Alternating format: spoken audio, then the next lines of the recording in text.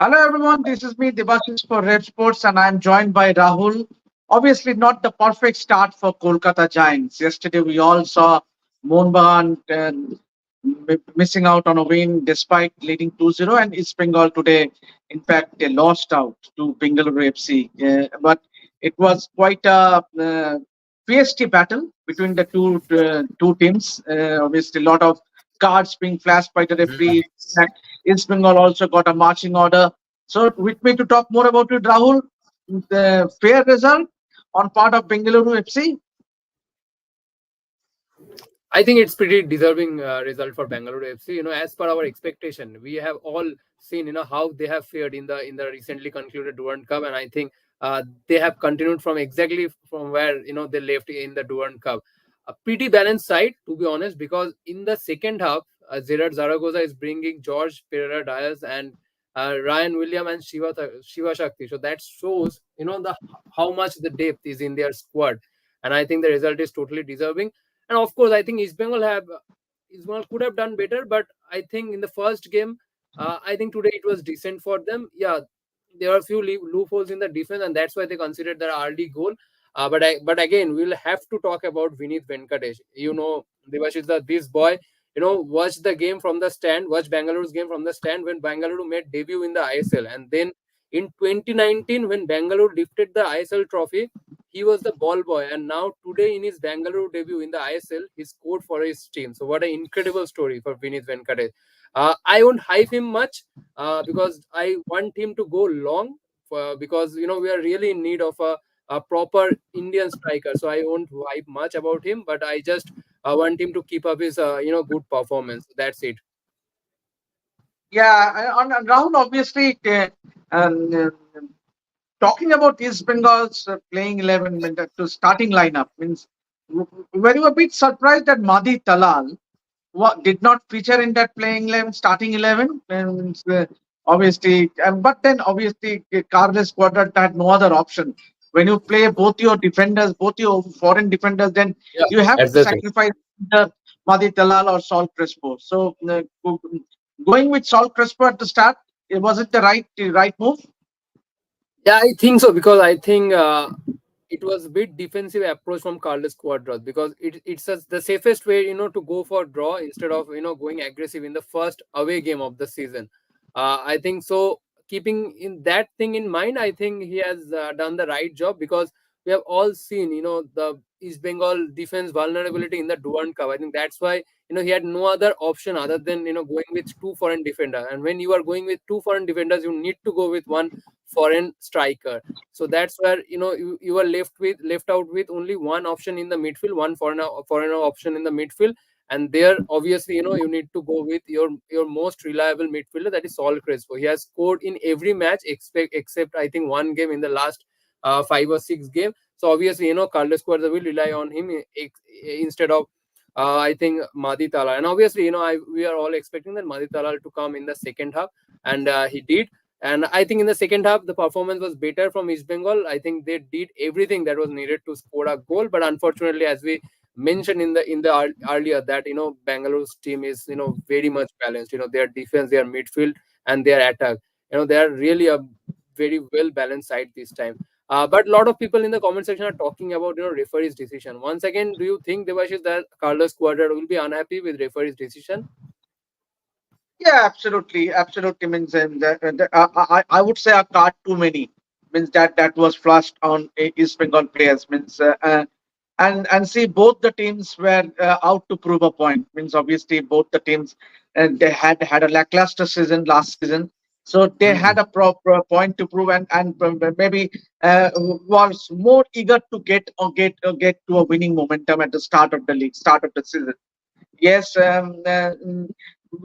Bengaluru will be happy, and given their all the signings, Rahul, you were just telling about Pereira Diaz and other players. What about Edgar Mendes? Means obviously calm and composed, and the way he passed on the ball to Vinny to score that goal means obviously it speaks volumes and something to look forward to when it comes to Edgar Mendes having played in Spanish La Liga. Absolutely, I think Gerard Zaragoza assessment about Edgar Mendes, I think very much spot on. I think coach has seen him earlier, and I think that's why he has brought him this season. I think he is going to be key a key powerhouse for Bengaluru FC in their attack in this season. And alongside Sunil Chetri, Ryan Williams, and Vinith Venkatesh, Edgar Mendes addition, going to be key strength for this team. And today, I think I also need to give credit to Sunil Chetri, because before this, in many games, we haven't uh, acknowledged Sunil Chetri's performance because he wasn't up to his best level. But tonight's game, I think his presence was the key for Bangalore in the first half, because the way he was keeping the East Bengal defenders on toe was worth watching. To be honest, I think obviously there was a small involvement from himself in the first goal, but apart from that, I think he was really decent in the first half.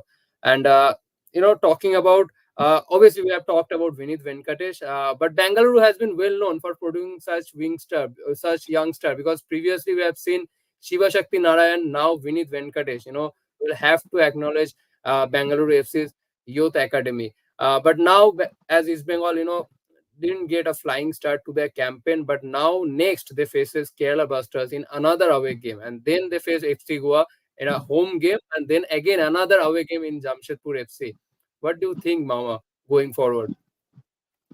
Yeah, it's definitely going to be very, very tough. Means it's a lot more challenging compared to Absolutely. other teams. Means obviously, you need to have some points under your belt in your first four matches. You means obviously, but then and it was good to see one instance when the cameras flashed to Carles Quadrant. He was saying to calm Mhm. down. There were still 10 more minutes to go. So at least and that shows that the coach was really calm, but you need to have that calming experience on the team in the middle as well. So yes, but then uh, considering a goal, it will leave the East Bengal camp a lot to be concerned. I would say, especially if you look at the trend, they have considered goals in Durand Cup, they have considered goals in AFC Cup against Alti Nasser, and now in the first match against Bengaluru FC. So clearly, even the addition of Hector you'd say and Hijachi Maya, both playing in the central defense, have but still, despite that, conceding goals, it will definitely prove to be a concern for Carlos Quarter. Do you agree, Rahul? Yeah, absolutely. Conceding goals, that has been one weakness for both the Kolkata Giants, East Bengal, and Mohun Bagan. And for Mohun Bagan, it has been the same story since the Durand Cup, conceding goals, late. And for East Bengal also, for East Bengal, it has been the major concern so far. I think since the last season, conceding goals, they are yet to find, their best back line. Obviously, Anwar Ali's addition can be a solution, but still it's there's no assurance when he gonna join the squad. But still, I think Hector Yoste, his presence in the back line, I think still it has reinforced East Bengal defense to some extent, because his leadership is the thing that East Bengal has been missing since the last season. I think tonight's game, yeah, I think apart from tonight's game, I think going forward, I think Hector Yoste addition, they I think better things for East Bengal in their back line. So I think that augurs well for East Bengal side. Devashish. Yeah, obviously. Now, just a bit on Bengaluru FC. Who do you reckon would be the players to watch out for? Obviously, you have already spoken about Vinith Venkatesh. Obviously, he has been a revelation. 19 years old, scoring goal against all the three Kolkata Giants, and you could actually make out from the expression. Means he was very charged up, fired up after he scored that Absolutely. goal, and we know what fan following the Bengaluru FC enjoys at the Kantirava Stadium. But talk us about the positive from Bengaluru FC this time round. Means compared to they did not do well last season, but the way they started the season, something to look forward to in the season ahead. I think they are one of the contenders, to be honest, because in every department, if you see, there is presence of senior player. There is a mix of senior and young players, and also seasoned foreign player as well. In the defense, if you see, there is Rahul Veke and then Jovanovic, then Nikhil Pujari in the side back position, and another side there is Naurem. And in the midfield, if you see, there are obviously Pedro Capo, then Alberto Noguera. He is a seasoned campaigner in ISL, He has already established himself in the last 2 seasons, and now for Bengaluru, he's again will aim to make a mark. And in tonight game also, we have felt his presence. And in the attacking department, if you see, just like Mohan Bagan, they can also field two different attacking combination in two separate half. There is Sunil Chetri, there is Rian William, there is Vinith Venkatesh, there is Edgar Mendes. There are so many options. Shiva Shakti Narayan, so many options for Gerard Zaragoza. So obviously, they are a force to reckon in this season as well. Yeah, and Rahul, talking about East Bengal, what according to you have been following East Bengal very dedicatedly? Yeah. Eh, Is there an area of concern? Means apart from the defense, which are the areas that Carlos Quadrat needs to look forward to? Means obviously considering they play Kerala Blasters next, and it's also an away game. So and they do not have much time to regroup. So what are the areas, if there is any areas of concern going into the match against Kerala Blasters?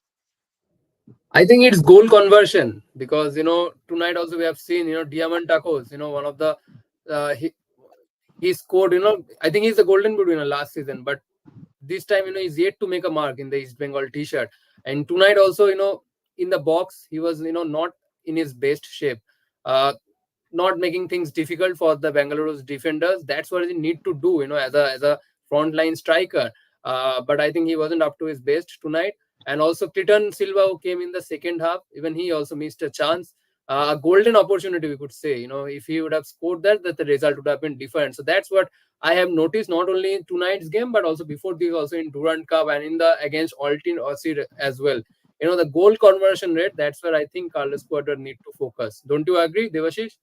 Absolutely, absolutely, Raut. And especially today, Diamantakos looked a bit off color. Means obviously he was at times he was showing his frustration, and along with both Nandakumar and Naurem Mahesh, means they have to be the live wire in East Bengal attack, and both of them was not up to their best. And so that is something that East Bengal attack needs to look after. Means obviously when Diamantakos fails to score, and then you and add to it, if your wing half do not work properly, like some Nanda Kumar and Naurem, that puts immense pressure in the East Bengal midfield. When someone like a Saul Crespo or a Madi Telal. So I think East Bengal, obviously there were huge expectations in having Diamantakos in the side, but today it was not his day. And you might say that it was not his day. So do you agree, Rahul? If Diamantakos fails to score, then you don't have any people. Means obviously, unlike Mohun Bagan, where to have so many options in goals as goal scorers. Means if Cummins fails, you have Petratos. If Petratos fails, you have a Sal Abdul Samad. But then this is Bengal attacking lineup. It's all boils down to Diamantakos and Clayton Silva. So do you think that this can be a cause of concern going into the season? Means obviously, who will score? Who will score if Diamantakos have an off color or a Clayton Silva does not place to his potential? Who will score the goals for East Bengal? Okay, let me state in this way. Clayton Silva came to East Bengal, under Constantine era, and at that time, both Clayton and Lal Chununga were the, standout player for under Constantine. But, under Carlos Quadrat, we haven't seen that Clayton Silva that we have seen before. Not even Lal Chununga as well. And now the recent example we should take is Shillong Lajong game. Shillong took early 2 goals lead. East Bengal, penetrated their box number of time, but failed to convert. It took, I think, around more than 70 minutes to score, and the goal came from Nandakumar Shekhar. I think that's what I think Nandakumar and Naurem needs to do. If Diamantakos of Clayton fails to score, I think Nanda and Naurem needs to chip in because it happens. The play for a player to find his best form for his new side. Obviously, there's no doubt about Diamantakos. He has scored a lot of goals for Kerala Blasters. Obviously, he will do the same for East Bengal. But I think he's taking time to settle himself with this squad. So that's where I think Nandakumar Shekhar has been in brilliant form. I think he was also a bit off color tonight, but I think he has that ability to help his side. In if Diamantakos fail to spark. Yeah, Rahul. So before we wrap up, we are almost at the end of the on this Yeah. broadcast. Rahul, one final thoughts on East Bengal's performance tonight, and obviously, as you have rightly said, that three more tough matches to come. So, what lies ahead in store for East Bengal?